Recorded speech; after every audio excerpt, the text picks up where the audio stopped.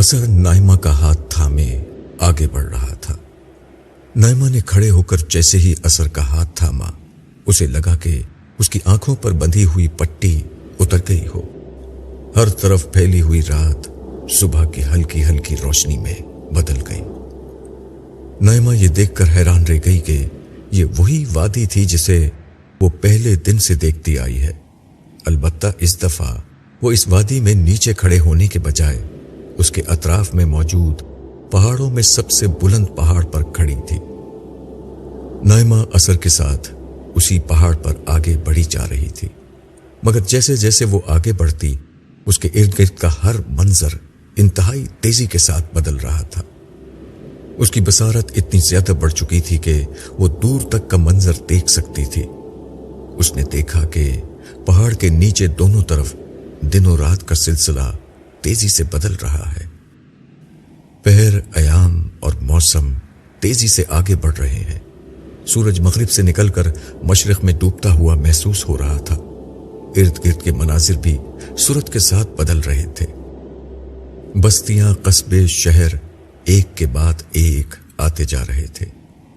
यूं लग रहा था जैसे वो तो पहाड़ पर कदम ब कदम चल रहे हैं, लेकिन नीचे जमा व मकान सदियों का सफर लम्हों में तय कर रहे हो। नाइमा की समझ में नहीं आया कि ये क्या हो रहा है, मगर उसे असर के साथ खामोशी से चलते रहना अच्छा लग रहा था, इसलिए वो कोई सवाल किए बगैर उसके साथ चलती रही। चलते चलते वो एक पहाड़ के दामन में वाक़े मैदानी इलाके में आ पहुंचे। यहां पहुंचकर असर रुक गया और नाइमा से मुखातिब होकर कहा, हम हजरत नूह अलैहिस्सलाम के जमाने में आ चुके हैं और इस वक्त कदीम इराक में खड़े हैं। नाइमा ये सुनकर तंग रह गई। उसने हैरत से सवाल किया, ये कैसे मुमकिन हुआ? मेरे साथ सब कुछ मुमकिन है। मैं वक्त का बेटा हूं। वक्त की हर गली मेरे लिए जानी पहचानी और उसका हर बंद दरवाजा मेरे लिए खुला है। मैं कहीं भी जा सकता हूं। यही तुम्हारे तीसरे सवाल का जवाब है। यहां तुम्हें मालूम हो जाएगा कि किस तरह खुदा हर दौर में अपनी सच्चाई और अपनी मौजूदगी का नाकाबिल तरदीद सबूत पेश करता रहा है।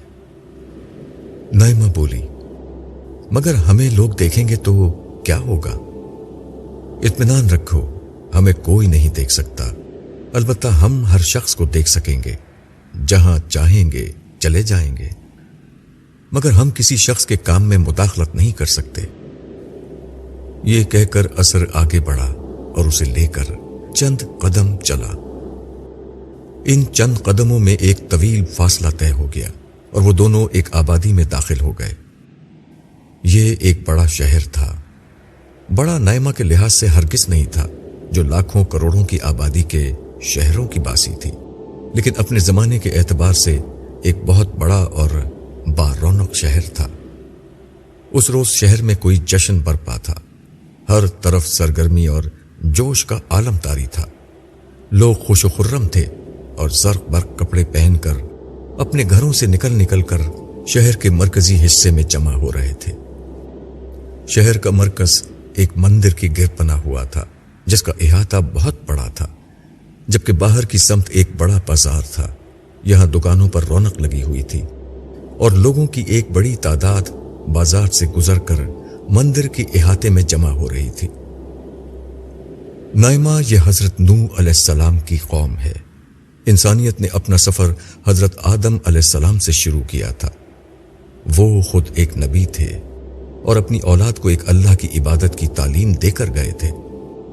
उनके दौर को गुजरे हुए बहुत वक्त हो चुका है और रफ्ता रफ्ता उनकी औलाद उनके पैगाम को भूल गई है। तहजीब ने जैसे जैसे तरक्की की, शिर्क तेजी से लोगों में फैलता गया। अब कोई नहीं जो एक अल्लाह का नाम लेवा बाकी रहा हो।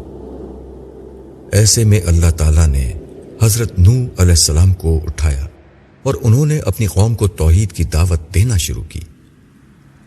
नाइमा ने इर्द गिर्द का माहौल देखते हुए तबसरा किया, लगता है इनकी दावत ज्यादा कबूल नहीं की गई। हां, बहुत कम लोग उन पर ईमान लाए हैं, गिनती के चंद लोग।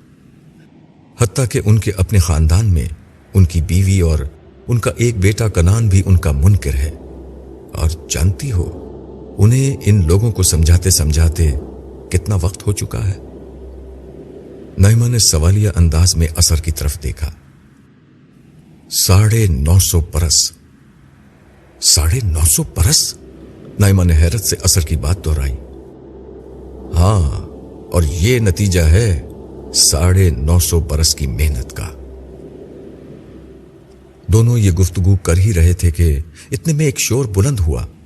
نائمہ نے دیکھا کہ مندر سے پروہت ایک ایک قطار میں باہر آ رہے ہیں۔ ان کے پیچھے کچھ لوگ تختوں کو اپنے کندھوں پر اٹھائے باہر آ رہے ہیں۔ ان تختوں پر الگ الگ شبیہ کے بت رکھے ہوئے تھے۔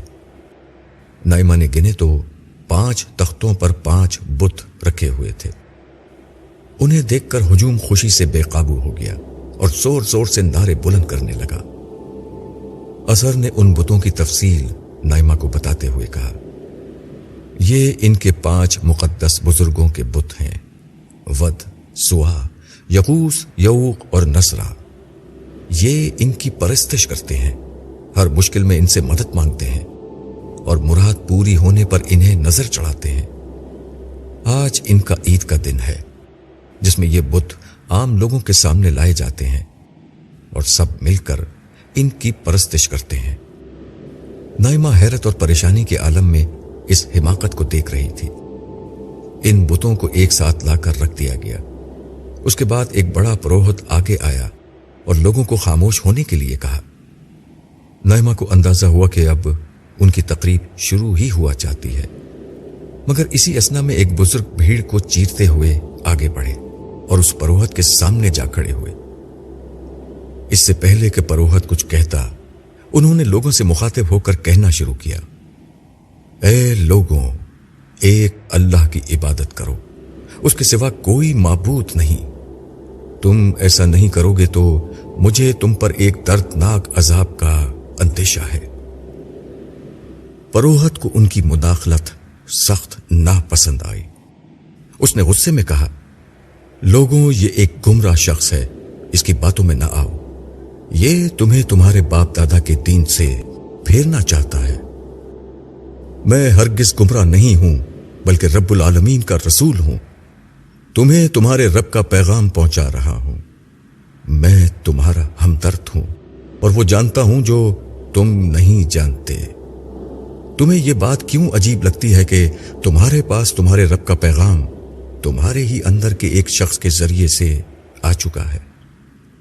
جو میں کہہ رہا ہوں وہ سچ ہے، اسے مان لو تو آنے والے عذاب سے بچ جاؤ گے اور اللہ تم پر رحم فرمائے گا۔ اور دیکھو، میں اتنے عرصے سے تمہیں سمجھا رہا ہوں، میرا اس میں کیا مفاد ہے؟ میں تم سے کوئی بدلہ نہیں مانگ رہا، میرا اجر تو میرا رب دے گا۔ نائمہ سمجھ چکی تھی کہ یہ بولنے والے بزرگ حضرت نوح علیہ السلام ہیں۔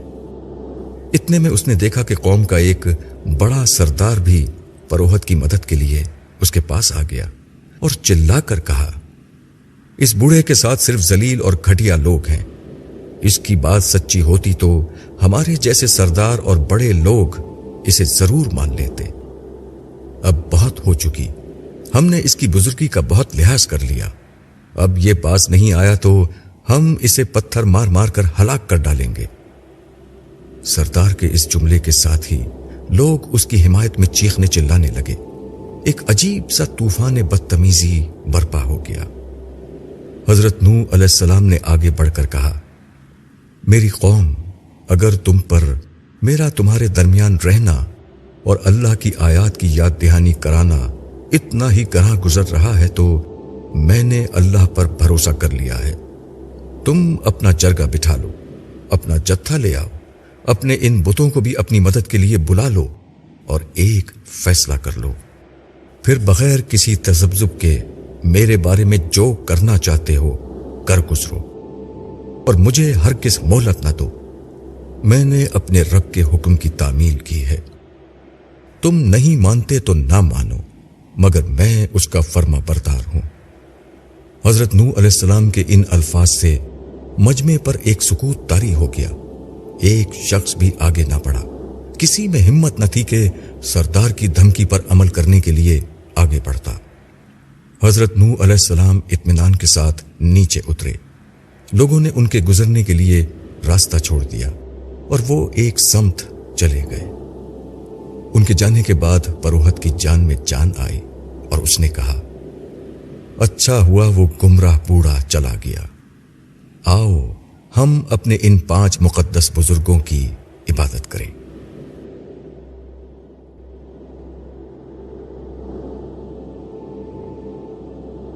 हजरत नूह अलैहिस्सलाम के जाने के बाद जो खराफात शुरू हुई, उन्हें देखकर नाइमा का दम घुटने लगा।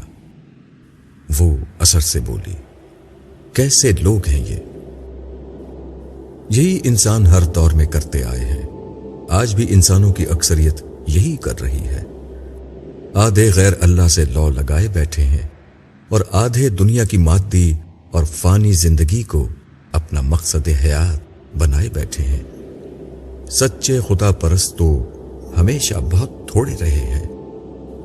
हाँ, मगर इस दौर में ईमान लाना तो बहुत मुश्किल था। क्या मैं किसी ऐसे शख्स से मिल सकती हूं जो ईमान लाया हो? हाँ, क्यों नहीं। मैं तुम्हें ऐसे ही एक खानदान के पास ले चलता हूं। तुम देखोगी कि सच्चे अहले ईमान कितने मुश्किल हालात में भी हक पर कायम रहते हैं और कोई शिकवा शिकायत नहीं करते। ये कहकर असर ने नाइमा का हाथ थामा और एक समत चल पड़ा। थोड़ी देर में नाइमा और असर एक ऐसे घराने में मौजूद थे जो जिंदगी की सबसे बड़ी मुश्किल देख रहा था।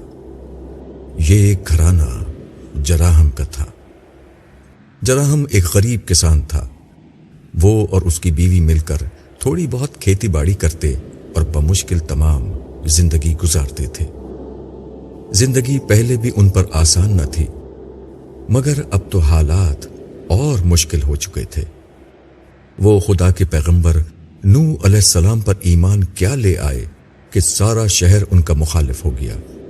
हर तरफ से लान तान हो रही थी। बुरा भला कहा जा रहा था, मजाक उड़ाया जा रहा था। आबाओ अजदाद से बगावत और कौमी मजहब से रूह गर्दानी के इल्जाम लग रहे थे। वो बुत जो इस माशरे में कदीम बुजुर्गों की याद से आगे बढ़कर अब खुद माबूद बन चुके थे, उन्हें छोड़कर एक अल्लाह की इबादत का फैसला उनको बहुत महंगा पड़ रहा था, मगर वो डटे हुए थे। जराहम साम का बचपन का दोस्त था। नूह अलैहिस्सलाम ने ईमान की सदा बुलंद की तो उनके साहबजादे साम भी उन पर ईमान ले आए। अपने दोस्त की वजह से जराहम भी नूह अलैहिस्सलाम के पास जाकर बैठा करते और उनकी बातें सुनते। उन्हें महसूस हुआ कि बुतों को छोड़कर एक अल्लाह की इबादत की बात ज्यादा माकूल है। ये बुत जिन्हें हम अपने हाथों से बनाते हैं, हमारे खुदा कैसे हो सकते हैं? जिन बुजुर्गों को कब्र में दफन हुए बरसों हो गए, वो हमारी दस्तगीरी कैसे कर सकते हैं? ये सिर्फ अल्लाह है जो अपने बंदों की मुश्किल कुशाई करता और उन्हें नेमतें देता है। इसलिए मोहब्बत, अकीदत, शुक्रगुजारी और इबादत भी उसी की होनी चाहिए। नूह अलैहिस्सलाम की ये बातें जराहम के दिल को लगती। आखिरकार वो और उनकी बीवी दोनों नूह अलैहिस्सलाम पर ईमान ले आए, मगर उसके बाद उनकी जिंदगी दुश्वार हो गई। नूह अलैहिस्सलाम उन्हें सब्र की तलकीन करते और खुदा के वादे पर भरोसा करने की तलकीन करते। नूह अलैहिस्सलाम उन्हें बताते कि अनकरीब ये काफिर हलाक होंगे और नूह अलैहिस्सलाम के मानने वाले जमीन के मालिक होंगे। जराहम और उनकी बीवी उनके वादे पर मुतमईन थे और हर मुश्किल का मुकाबला कर रहे थे, मगर अब जो कयामत उन पर टूटी थी उसने उन्हें हिलाकर रख दिया था। उनकी अकलौती बेटी अमूरा, जिसकी उम्र सिर्फ 15 बरस थी, बीमार पड़ गई थी। ये 2-4 दिन की बीमारी न थी, बल्कि एक मुस्तकिल रोग था जो उनकी बेटी को लग गया था। हर गुजरते दिन के साथ अमूरा का वजूद घुलता जा रहा था और कोई दवा कारगर ना हो रही थी। अब तो साफ नजर आ रहा था कि अमूरा 2-4 दिन की मेहमान है। जराहम और उसकी बीवी इसी फिक्र में गमज़दा अमूरा के पास बैठे थे कि दरवाजे पर दस्तक हुई। मैं साम हूं जराहम, दरवाजा खोलो। जराहम ने धीरे से उठकर दरवाजा खोल दिया। वो साम से कुछ कहे बगैर खामोशी से अमूरा के पास आकर बैठ गया। साम उसके पीछे चलता हुआ आया और अमूरा के सर पर हाथ रखकर कहा, बेटी, खुदा की रहमतें तुम्हारे खानदान पर हैं। ये कैसी रहमत है भाई साम? जराहम की बीवी उदासी के साथ बोली। हम तो ये उम्मीद लगाए बैठे थे कि तुम्हारे छोटे भाई कनान से अमूरा की शादी करेंगे और नूह रसूल अल्लाह के खानदान का हिस्सा बन जाएंगे, मगर हमें ईमान की ऐसी सजा मिलेगी, ये हमने कभी न सोचा था। खामोश हो जाओ। उसकी बात सुनकर जराहम गुस्से में झुंझला उठा। अपने गम में कुफ्र के कलमात मुंह से मत निकालो। ये सजा नहीं है, आजमाइश है। तुम नहीं जानती बहन, अमूरा की इस बीमारी में खुदा की क्या मसलहत है। हम इंसान हैं, खुदा नहीं। वो जानता है हमारे लिए क्या बेहतर है। सामने उसे समझाते हुए कहा, हमारे लिए क्या यह बेहतर नहीं था कि हमारी बच्ची बीमार ना होती? अमूरा ठीक होती तो 2 बरस पहले ही कनान की बीवी बनकर तुम्हारे खानदान की बहू बन जाती और हम इसके बच्चों को देखकर खुश होते। शायद इसी में खुदा की बेहतरी है। मुझे कनान के आसार अच्छे नहीं लग रहे। हम भाइयों में से वही है जो अब्बा पर ईमान नहीं लाया और लाएगा भी नहीं। अगर अजाब आया, और यकीनन अजाब आएगा, तो मुझे यकीन है कि कनान मारा जाएगा, और अगर अमूरा की शादी उससे हो जाती तो नहीं नहीं, आगे कुछ ना कहना साम। जरा हम उसकी बात काटते हुए बोला, मेरी बेटी बीमारी से मर जाए, ये बेहतर है बजाय इसके कि वो अल्लाह के अजाब में हलाक हो। मैंने अब्बा जान से बात की थी। उन्होंने तुम्हारे लिए एक पैगाम भेजा है। पैगाम यह है कि अगर तुम दोनों मियाँ बीवी सब्र करोगे तो परवरदिगार आलम इसकी शादी आखिरी रसूल के किसी बड़े उम्मती के घराने में करेंगे। एक मुजरिम के बजाय अमूरा किसी ऐसे शख्स की बीवी बनेगी जिसे खुदा मुआफ करके उस पर अपना फजल फरमाएगा। मगर ये कब होगा भाई साम? बहन, ये अगली दुनिया में होगा। वो दुनिया जो क़यामत के बाद कायम होगी और कभी खत्म ना होगी। उस दुनिया में कोई मौत होगी और ना कोई जुदाई। साम ने जवाब दिया, हम सब्र करेंगे, हमें खुदा के वादे पर एतबार है। जरा हमने आंखें बंद करके कहा, अब्बा। एक खफीफ सी आवाज उभरी। ये अमूरा की आवाज थी। उसकी तबीयत बिगड़ रही थी। उसके हाथ पांव ठंडे पड़ने लगे और उसकी सांस धीमी होने लगी। वो सब घबराकर उसके गिर्द इकट्ठे हो गए। जराहम और उसकी बीवी अमूरा के हाथ पांव सहलाने लगे। वो बेचारे इसके सिवा कर भी क्या सकते थे। एक हिचकी बुलंद हुई और अमूरा का सर एक तरफ ढलक गया। जराहम की बीवी चीखकर उसके सीने से लिपट गई। जराहम की आंखों से आंसू की लड़ियां बहने लगी। सामने बेबसी से अपनी गर्दन झुका दी। नाइमा बेबसी और खामोशी से सब कुछ देख रही थी। उसने गर्दन घुमाकर असर की तरफ देखा। उसकी खामोश निगाहों का पैगाम वाज़ेह था। वो मजीद यहां ठहरना नहीं चाहती। असर उसका हाथ थामे उसे बाहर ले आया। बाहर आकर नाइमा ने उदास लहजे में कहा, ये कैसी जिंदगी है?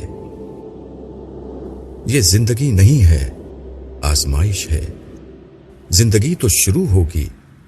जब जिंदगी शुरू होगी नाइमा, तो तुम अपने सर की आंखों से देखोगी कि आज जो लोग आंसू बहा रहे हैं, कल कयामत के दिन वो सबसे ज्यादा खुश हो रहे होंगे।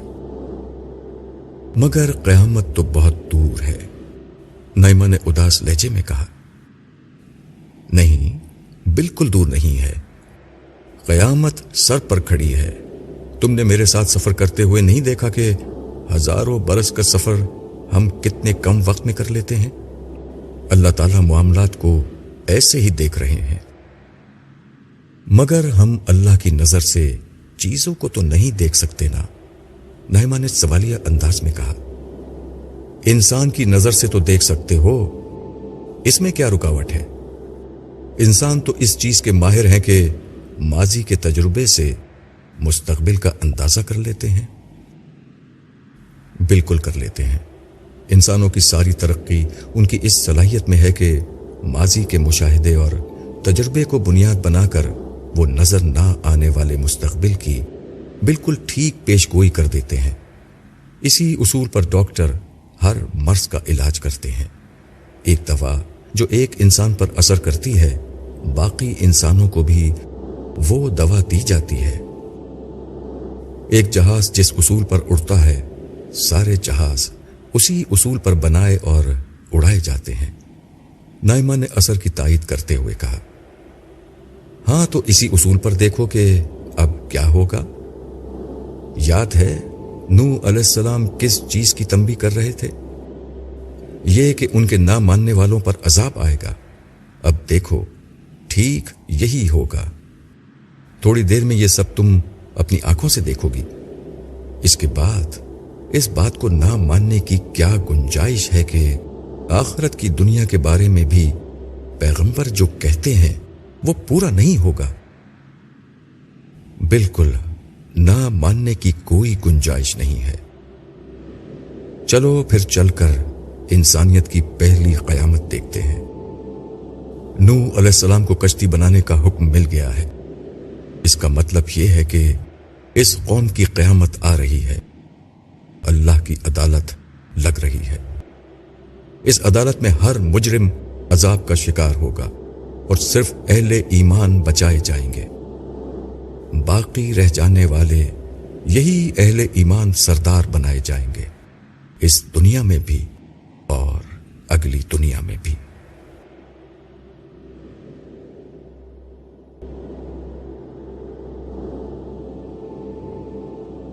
اثر ایک دفعہ پھر نائمہ کو ساتھ لیے جا رہا تھا۔ وہ اسے امورہ کی موت کے کئی دن بعد کے وقت میں لے جا رہا تھا۔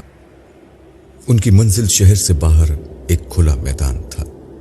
نائمہ کو دور سے نظر آیا کہ اس میدان میں ایک بہت بڑی کشتی کھڑی ہوئی ہے۔ قریب پہنچنے پر اسے اندازہ ہوا کہ کشتی سے بڑھ کر یہ ایک بحری جہاز تھا۔ یہ جہاز یا کشتی لکڑی کے ان تختوں سے بنایا گیا تھا جو پاس موجود جنگل کے درختوں کو کاٹ کر بنائے گئے تھے۔ مضبوط رسیوں اور کیلوں سے ان سب کو جوڑ کر یہ عجوبہ بنایا گیا تھا۔ یہ کشتی دو وجوہات کی بنا پر عجوبہ تھی۔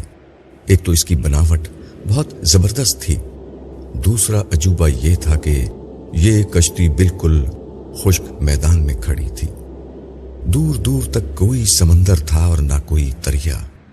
اس بات کا کوئی امکان نہیں تھا کہ انسان گھسیٹ کر اسے کسی دریا تک لے جا سکے۔ نائمہ کو ان دونوں باتوں پر قدرے حیرت ہو رہی تھی۔ چلتے چلتے اثر نے اس کی یہ حیرت دور کر دی۔ یہ کشتی اللہ تعالیٰ کی خصوصی ہدایت کی روشنی میں تیار کی گئی ہے۔ اس میں نہ صرف نوح علیہ السلام کے سارے ساتھیوں کے رہنے کی جگہ ہے، بلکہ جانوروں کو رکھنے کے لیے بھی الگ حصے بنائے گئے ہیں۔ اس میں کافی عرصے کے لیے کھانا اور پانی کا ذخیرہ کرنے کی بھی گنجائش ہے۔ سب سے بڑھ کر اس کو اس طرح بنایا گیا ہے کہ شدید ترین بارش کا پانی بھی اس سے باہر خارج ہوتا رہے گا، اور بڑی سے بڑی طوفانی موج کی ٹکر بھی یہ کشتی بآسانی جھیل جائے گی۔ نائمہ کو اس کے دونوں سوالوں کا جواب مل چکا تھا۔ اس کشتی کا جہازی سائز اس ڈیزائن کی بنا پر ہے جو اللہ تعالیٰ کی طرف سے بتایا گیا ہے۔ رہا پانی تک لے جانے کا سوال، تو یہ کشتی پانی میں نہیں جائے گی، پانی خود یہاں آ جائے گا۔ قریب پہنچنے پر نائمہ نے دیکھا یہاں ایک طوفان بدتمیزی مچا ہوا ہے۔ شہر کے بہت سے لوگ یہاں کھڑے ہوئے ہیں، ان میں سردار اور پروہت بھی شامل ہیں۔ وہ مل کر کشتی کی تعمیراتی کام کی نگرانی کرنے والے حضرت نوح علیہ السلام کا مذاق اڑا رہے تھے۔ نائمہ نے دیکھا کہ وہی سردار جس نے ان کو قتل کرنے کی دھمکی دی تھی لوگوں سے کہہ رہا ہے، میں نے کہا تھا نا کہ یہ بڑے میاں گمراہ ہو چکے ہیں، اب تو بڑھاپے میں ان کا دماغ خراب ہو چکا ہے، دیکھو تو صحیح، خشکی پر کھڑے ہو کر کشتی بنا رہے ہیں۔ ساتھ کھڑے پروہت نے آواز لگا کر انہیں مخاطب کیا اور کہا، نوح یہ تو بتاؤ یہ کشتی پانی تک کیسے لے کر جاؤ گے؟ حضرت نوح علیہ السلام نے جواب دیا، جس طرح تم ہمارا مذاق اڑا رہے ہو جلد ہی ہم بھی تمہارا مذاق اڑائیں گے۔ ان کے پاس کھڑے ہوئے سامنے پروہت سے کہا، تم خود بھی برباد ہوگے اور اپنی قوم بھی تباہ کرو گے۔ پروہت کو اس بات پر غصہ آ گیا اور وہ بولا، سام تم خاموش رہو، تمہارے باپ کا دماغ تو خراب ہو چکا ہے، اب تمہاری عقل بھی ماری گئی ہے، تم لوگوں نے بہت جھگڑا کر لیا، اب ایسا کرو کہ عذاب لے کر آ ہی جاؤ۔ سردار نے پروہت اور سارے مجمع سے مخاطب ہو کر کہا، پاگلوں کے منہ لگنے کا کوئی فائدہ نہیں، یہ پہلے دیوانگی کی باتیں کرتے تھے، اب کام بھی ایسے ہی کرنے لگے ہیں، چلو اپنے گھروں کو چلو اور ان کو ان کے حال پر چھوڑ دو۔ یہ کہہ کر وہ شہر کی سمت روانہ ہو گیا اور مجمع بھی اس کے پیچھے پیچھے ہو لیا۔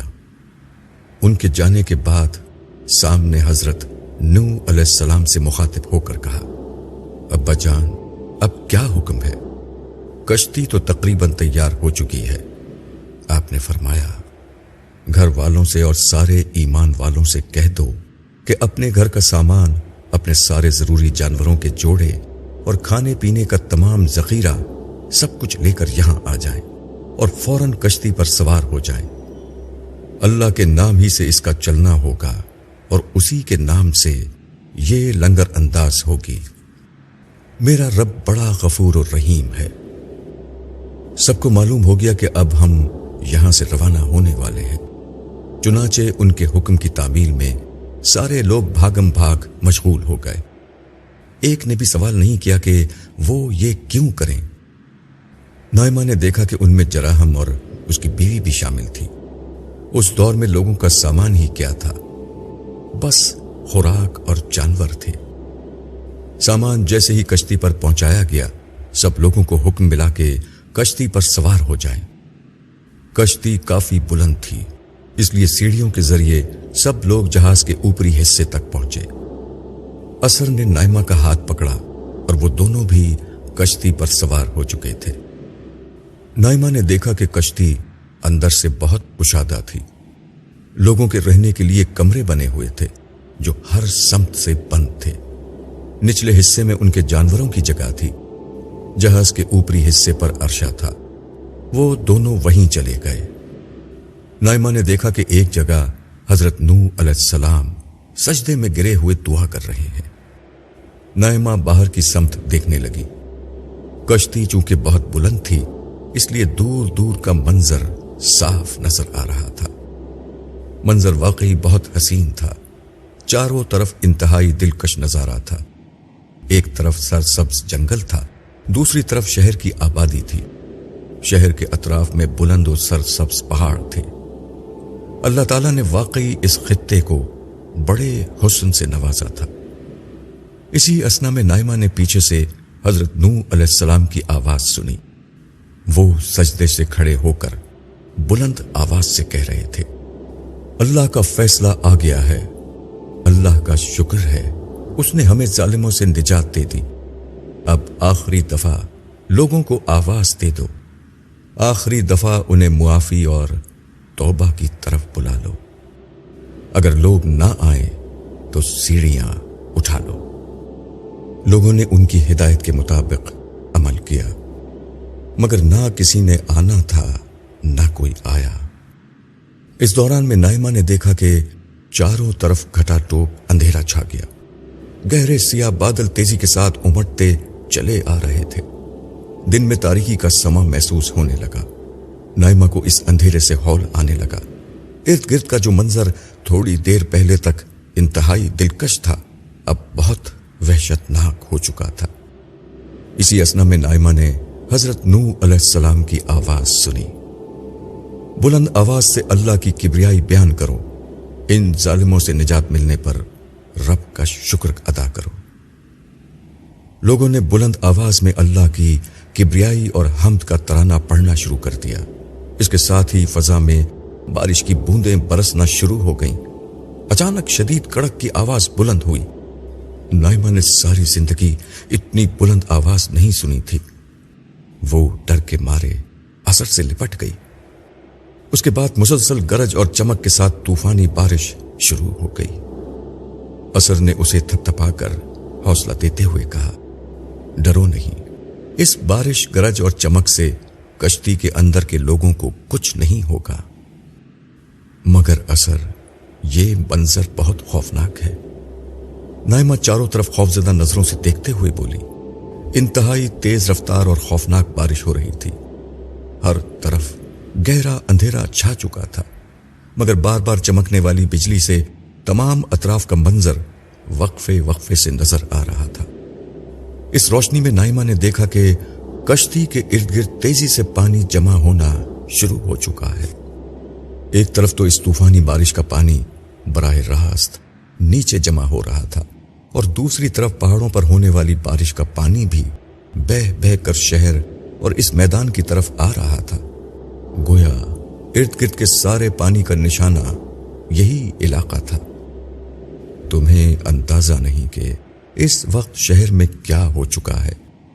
وہ پہاڑ کے دامن میں واقع ہے، اس لیے وہاں بہت زیادہ پانی آ چکا ہے۔ سارے مکانات ڈوب چکے ہیں۔ لوگ جان بچانے کے لیے بلند پہاڑوں پر چڑھنا شروع ہو رہے ہیں۔ پھر اس نے نیچے اشارہ کرتے ہوئے کہا، دیکھو لوگ نیچے بھی مدد مانگنے کے لیے آ چکے ہیں۔ نائمہ نے ایک لمحے کو چمکنے والی بجلی کی روشنی میں دیکھا کہ بہت سے لوگ کشتی کے قریب کھڑے چلا رہے ہیں۔ بارش کے شور کی بنا پر ان کی آواز اوپر نہیں آ رہی تھی، مگر صاف ظاہر تھا ان مذاق اڑانے والوں کو اندازہ ہو چکا ہے کہ اس کشتی کو پانی میں نہیں جانا تھا، پانی کو یہاں آنا تھا۔ وہ پانی اب آ چکا ہے اور سوائے کشتی کے کوئی اور جائے پناہ نہیں۔ نائمہ نے اثر سے مخاطب ہو کر کہا، ہمیں ان لوگوں کی مدد کرنی چاہیے۔ تم حضرت نوح علیہ السلام سے درخواست کرو کہ وہ سیڑھیاں واپس نیچے لگوا دیں، اس طرح کچھ لوگوں کی جان بچ جائے گی۔ تمہارا دماغ تو خراب نہیں ہو گیا؟ تم اللہ کے مجرموں کی مدد کا مشورہ دے رہی ہو؟ اس موسم سے تمہیں اللہ تعالیٰ کے غضب کا اندازہ نہیں ہو رہا؟ اثر نے اتنے غصے سے کہا کہ نائمہ ڈر گئی۔ اثر غصے میں بولتا رہا، ان لوگوں نے صرف شرک ہی نہیں کیا ہے، ان کا اصل جرم سرکشی ہے۔ 950 برس تک انہیں سمجھایا گیا کہ جس مالک نے ساری نعمتیں دی ہیں اسی کی بندگی کرو، غیر اللہ سے مدد نہ مانگو، ان کے آگے سر نہ جھکاؤ، اپنے محسن اور مہربان رب کو بھول کر پتھروں اور بتوں کی پرستش نہ کرو۔ مگر یہ لوگ اپنے تعصب میں اندھے ہو چکے تھے۔ ان پر نوح علیہ السلام نے ان کی غلطی بالکل واضح کر دی تھی، مگر ڈھٹائی کی بنا پر انہوں نے سچ کو ماننے سے انکار کر دیا تھا۔ یہ اللہ کے رسول کو دھمکیاں دینے پر اتر آئے۔ ان کا بس نہیں چلا، ورنہ حضرت نوح علیہ السلام کو پتھر مار کر ختم کر ڈالتے۔ نائمہ بی بی، یہ ناقابل معافی جرم ہے۔ اللہ کی دنیا میں سچ کو جھٹلانے سے بڑا کوئی جرم نہیں ہے۔ اس جرم کے ساتھ جب سرکشی بھی جمع ہو جائے تو پھر اس کی سزا لازماً بھگتنا پڑتی ہے۔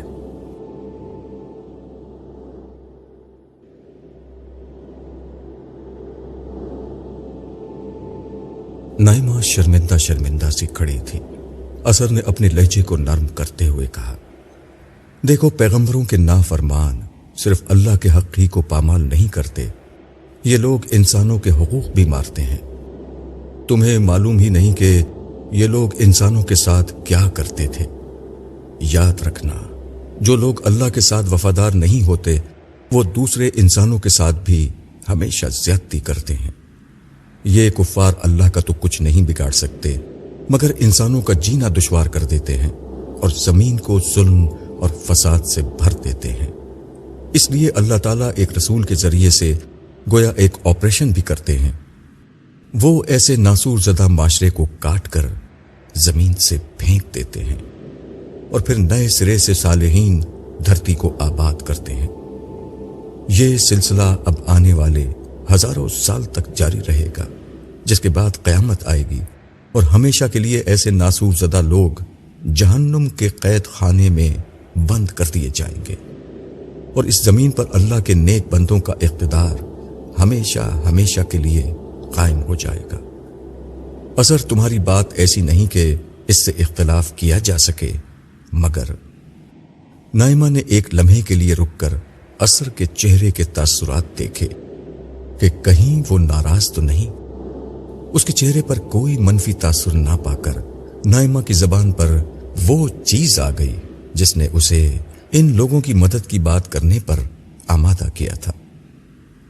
اثر مجھے ان میں سے کسی بات سے کوئی اختلاف نہیں، مگر مسئلہ یہ ہے کہ نیچے جو لوگ کھڑے ہیں ان کے ساتھ معصوم بچے بھی ہیں۔ ان معصوم بچوں کا کیا قصور ہے؟ انہیں کیوں ہلاک کیا جا رہا ہے؟ یہ تو اللہ کی رحمت سے بہت بعید ہے کہ وہ معصوم بچوں کو بھی ہلاک کرے۔ قصور بڑوں کا ہے، ان بچوں نے تو کچھ نہیں کیا۔ اچھا تو یہ ہے تمہاری بات کا اصل پس منظر۔ دیکھو یہ سیلاب ان بچوں کے لیے اللہ تعالیٰ کی رحمت ہی کا ایک ظہور ہے، یہ ان کے لیے عذاب نہیں نجات ہے، مگر تم اس بات کو نہیں سمجھ سکتی۔ دراصل تم نے تو اس قوم کی زندگی کے چند مناظر دیکھے ہیں، یہ 2 دنوں کا قصہ نہیں، صدیوں کی داستان ہے۔ سیدنا نوح علیہ السلام 950 برس سے ان کے درمیان موجود ہیں، انہیں سمجھا رہے ہیں۔ آؤ میں تمہیں انہی کی زبانی سنواتا ہوں کہ ان 950 برس میں کیا ہوا ہے اور کیوں یہ عذاب ان بچوں کے لیے عذاب نہیں بلکہ نجات ہے۔ یہ کہہ کر اثر نے نائمہ کا ہاتھ تھاما اور 2-4 قدم ہی بڑھائے۔ اس کا یہ سفر وقت میں پیچھے کی سمت تھا۔ نائمہ نے محسوس کیا کہ وہ رات کی انتہائی گہری اور سیاہ تاریکی میں چل رہے ہیں۔ مہینے کی آخری تاریخوں میں چاند کے نہ ہونے سے کہیں کوئی روشنی نہ تھی۔ روشنی کا کوئی عکس اگر تھا تو تاروں بھرے ملگجی آسمان کے حسین اور نیم روشن نظارے میں تھا۔ یہ نظارہ اتنا حسین تھا کہ نائمہ دنگ رہ گئی۔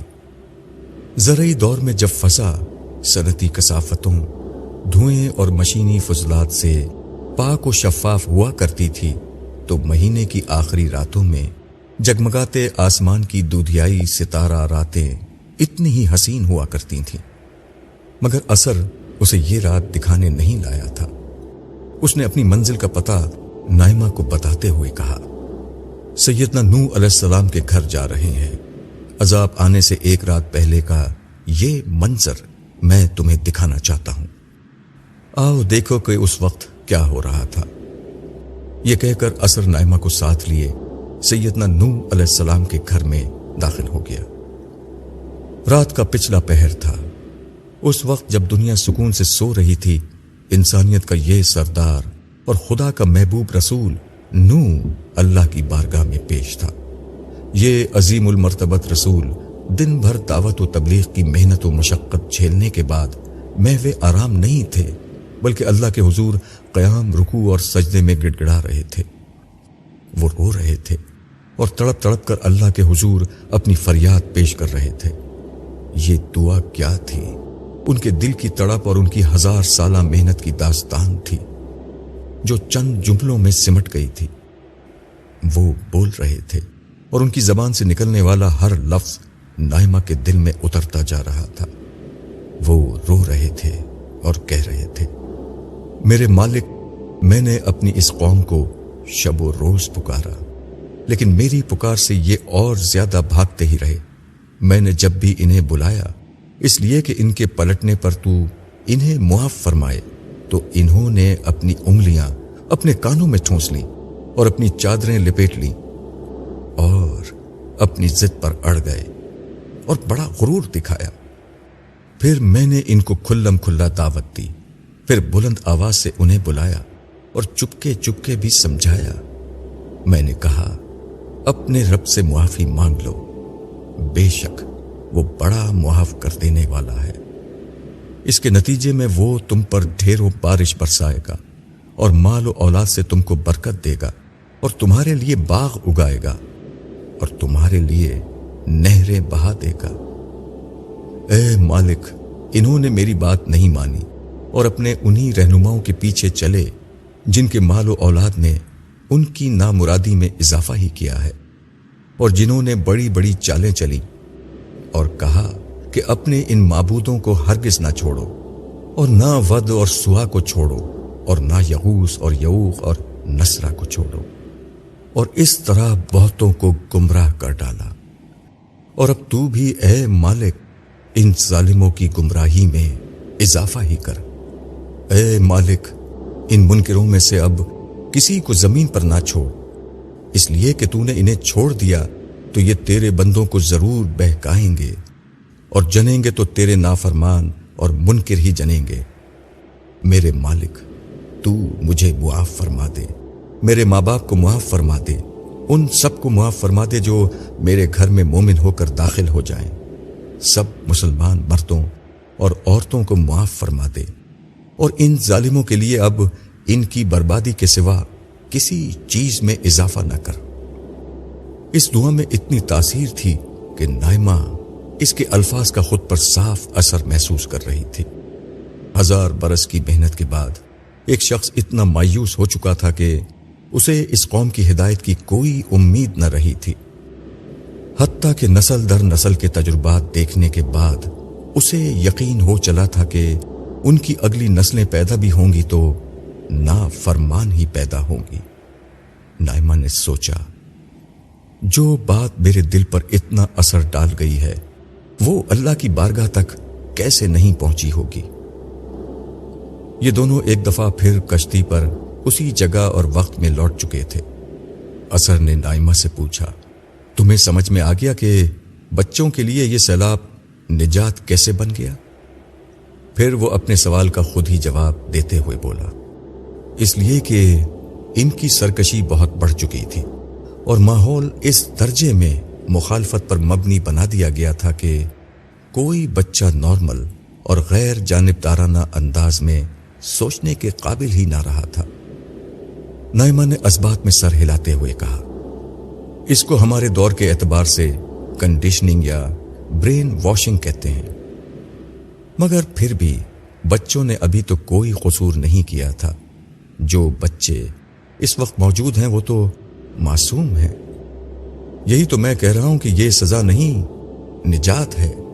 سزا قوم کو دی جا رہی ہے، بچوں پر تو صرف موت کا وہ قانون لاگو ہو رہا ہے جو ایک روز ہر مخلوق پر ہونا ہی ہے۔ لوگ دنیا میں 1000 طریقوں سے مرتے ہیں، ان میں بچے بھی ہوتے ہیں۔ تم نے دیکھا نہیں تھا کہ جراحم کی بیٹی امورہ بھی مری تھی؟ ہاں دیکھا تھا۔ تو بس ایسا ہی معاملہ ان بچوں کا ہے۔ ان کی عمر ہی اتنی طے کر دی گئی تھی، ان پر نہ عذاب کے فرشتے آئیں گے نہ آخرت میں انہیں کوئی سزا ملے گی۔ سزا صرف باشعور لوگوں کے لیے ہے، اور جیسا کہ میں کہہ چکا ہوں اور خود تم سیدنا نوح علیہ السلام کی زبانی سن چکی ہو، یہ سرکش و سنگ دل لوگوں کو سزا دی جا رہی ہے۔ ایسے عذاب صرف اور صرف رسولوں کی اقوام پر آتے ہیں جن پر اتمام حجت کے ذریعے سے بات اتنی واضح کر دی جاتی ہے کہ وہ کسی غلطی کی بنا پر انکار نہیں کرتے، بلکہ پورے شعور اور ارادے کے ساتھ اللہ کے رسول کے سامنے بغاوت کر دیتے ہیں۔ یہ اسی کی سزا ہے۔ اس کا مطلب ہے کہ یہی معاملہ یہاں موجود حیوانات کے ساتھ ہوا ہے جو اس سیلاب میں مارے جائیں گے۔ انہیں عذاب میں ہلاک نہیں کیا جا رہا، بلکہ ان کی موت کا یہی وقت متعین تھا۔ نائمہ نے ذہن کے کسی گوشے میں موجود ایک اور سوال کو سامنے لاتے ہوئے کہا۔ اثر نے اسبات میں سر ہلاتے ہوئے کہا، تم نے بالکل ٹھیک سمجھا۔ اثر نے ابھی یہ جملہ کہا ہی تھا کہ اچانک کشتی کو جھٹکا لگا، پانی کی ایک زوردار لہر آئی اور کشتی میں حرکت شروع ہو گئی۔ نائمہ نے نیچے دیکھا، نیچے کھڑے ہو کر مدد کے لیے چلانے والے لوگ اس بڑی لہر کی نظر ہو گئے جو شہر کی سمت سے آئی تھی۔ اس نے شہر کی سمت دیکھا، لمحہ بھر کی چمکتی بجلی میں نظر آیا کہ شہر کے آثار پانی میں ڈوب چکے ہیں، ہر طرف پانی پھیل چکا ہے اور اس پانی میں آہستہ آہستہ کشتی نے اپنا سفر شروع کر دیا ہے۔ نائمہ نے روشنی میں یہ دیکھا کہ کشتی میں بھی کافی پانی کھڑا ہو چکا ہے، گرچہ اس میں بنے سوراخوں سے پانی مسلسل باہر جا رہا تھا، مگر بارش اتنی تیز تھی کہ پانی کی مقدار یہاں بھی آہستہ آہستہ بڑھ رہی تھی۔ نائمہ نے باہر دیکھتے ہوئے کہا، شہر تو ڈوب چکا ہے۔ ہاں، مگر سب لوگ ابھی نہیں مرے، یہ لوگ بڑے جاندار ہیں، ان کی ایک بڑی تعداد پہاڑوں پر چڑھ چکی ہے۔ ان کا خیال ہے کہ بارش تھوڑی دیر میں رک جائے گی، پانی پہاڑوں کی چوٹیوں تک نہیں پہنچے گا اور یہ لوگ بچ جائیں گے۔ اثر نے جواب دیا۔ نائمہ نے اثر کی بات پر کوئی تبصرہ نہیں کیا۔ اس دوران میں بادلوں کی سیاہی کچھ چھٹ چکی تھی، بارش کی شدت قدرے کم ہوئی تھی، مگر تھوڑی ہی دیر میں نائمہ کو اندازہ ہو گیا کہ یہ کمی صرف اس لیے تھی کہ کشتی میں موجود پانی کی سطح بڑھنے نہ پائے، ورنہ باہر کے حساب سے ابھی اوپر بے پناہ پانی برس رہا تھا اور نیچے سے بھی لگتا تھا کہ زمین اپنا سارا پانی آج اگلنے کا فیصلہ کر چکی ہے۔ پانی ایک دم سے بھرنے کی کئی وجوہات تھیں۔ ایک تو انتہائی تیز رفتار بارش، دوسرے پہاڑی پانی کا ریلا جو ہر چیز کو بہا کر لے گیا، تیسرے میدانی زمین جتنا پانی جذب کر سکتی تھی اس سے کہیں زیادہ پانی برس رہا تھا، اس لیے زمین کی پانی جذب کرنے کی صلاحیت ختم ہو چکی تھی۔ پھر جیسے جیسے پانی کی سطح اور اس پر موجود کشتی بلند ہوتی جا رہی تھی، نائمہ کو محسوس ہو رہا تھا کہ بارش کسی چھوٹے علاقے میں نہیں ہو رہی ہے، بلکہ دور دور تک ایسی ہی یا اس سے کہیں زیادہ تیز بارش ہو رہی ہے۔ سیاہی کم ہونے سے روشنی کافی بڑھ چکی تھی۔ نائمہ نے دور تک نظر دوڑائی۔ جنگل پانی سے ڈھک چکا تھا، پانی کا سیلاب شہر کو بھی نگل چکا تھا، ہر طرف پانی ہی پانی اور بلند و بالا موجیں نظر آ رہی تھیں۔ ان کے درمیان وہ کشتی اوپر نیچے ہوتے ہوئے تیزی سے آگے بڑھ رہی تھی۔ اس کشتی کے علاوہ چند پہاڑ ابھی تک پانی کی اس یلغار کے مقابلے میں ڈٹے ہوئے تھے۔ نائمہ نے دیکھا کہ انہی پہاڑوں میں سے ایک پر کچھ لوگ بیٹھے ہیں۔ وہ غالباً پہاڑ پر چڑھ کر بارش کے بند ہونے کا انتظار کر رہے تھے۔ روشنی کے نمودار ہونے اور بارش کے زور کے ذرا کم ہونے سے انہیں یہ حوصلہ ہو رہا تھا کہ اب بارش رکا ہی جاتی ہے۔ انہی لوگوں کے درمیان ایک نوجوان بیٹھا ہوا ہے۔ اسے دیکھ کر اثر نے کہا، یہ حضرت نوح علیہ السلام کا بیٹا کنان ہے۔ یہ کافر ہی رہا اور آخری وقت تک کشتی میں نہیں آیا۔ اسی دوران میں اسے حضرت نوح علیہ السلام نے بھی دیکھ لیا۔ اسے دیکھ کر وہ بے اختیار چلائے، اے میرے بیٹے، ہمارے ساتھ سوار ہو جا اور ان کافروں کا ساتھ نہ دے۔ وہ بولا، میں پہاڑ کی پناہ لے لوں گا جو مجھے پانی سے بچا لے گا۔ حضرت نوح علیہ السلام نے فرمایا، آج اللہ کے قہر سے بچانے والا کوئی نہیں ہے سوائے اس کے جس پر اللہ رحم فرمائے۔ ان کے ان الفاظ کے ساتھ ہی ایک تیز رفتار موج بیچ میں حائل ہو گئی۔ موج ہٹی تو نائمہ نے دیکھا کہ وہ لہر اپنے ساتھ پہاڑ پر پناہ لیے ہوئے تمام لوگوں کو بہا کر لے گئی۔ یہ منظر دیکھ کر حضرت نوح علیہ السلام بے اختیار سجدے میں گر گئے۔ نائمہ کو نہیں معلوم کہ وہ اللہ تعالیٰ سے کیا دعا کر رہے تھے۔ اثر اس عبرتناک منظر کو دیکھ کر بولا، تم نے دیکھا کہ اللہ کا انصاف کتنا بے لاگ ہے۔ اگر پیغمبر کا بیٹا بھی کافروں کا ساتھی اور مجرم ہے تو اس کو بھی نہیں چھوڑا جاتا، اور کسی کی کیا حیثیت ہے؟ بے شک، نائمہ نے مختصر جواب دیا۔ اس پر اس ماحول اور پیش آنے والے واقعات کی ہیبت اس طرح چھائی ہوئی تھی کہ اس کے منہ سے کچھ اور نہیں نکل سکا۔ زیادہ دیر نہ گزری تھی کہ پانی نے تمام پہاڑوں کی چوٹیوں کو ڈھانک لیا۔ اب صرف کشتی تھی یا دور دور تک پھیلا ہوا پانی کا سمندر۔ یہ سمندر وہ تھا جس کا کوئی کنارہ نظر نہیں آ رہا تھا۔ نائمہ یہ منظر دیکھ رہی تھی اور ایک عجیب کیفیت کا شکار تھی۔ اس نے موت، عذاب، طوفان جیسی چیزوں کا نام سنا تھا، مگر آج پہلی دفعہ جس ہولناکی کے ساتھ ان چیزوں کو ایک ساتھ جمع ہوتے دیکھا تھا، اس سے نائمہ کے اوسان خطا تھے۔ کشتی نوح علیہ السلام موت اور عذاب کے سمندر سے گزرتی ہوئی اور طوفان کی ہر سختی کو جھیلتی ہوئی آگے بڑھتی چلی جا رہی تھی۔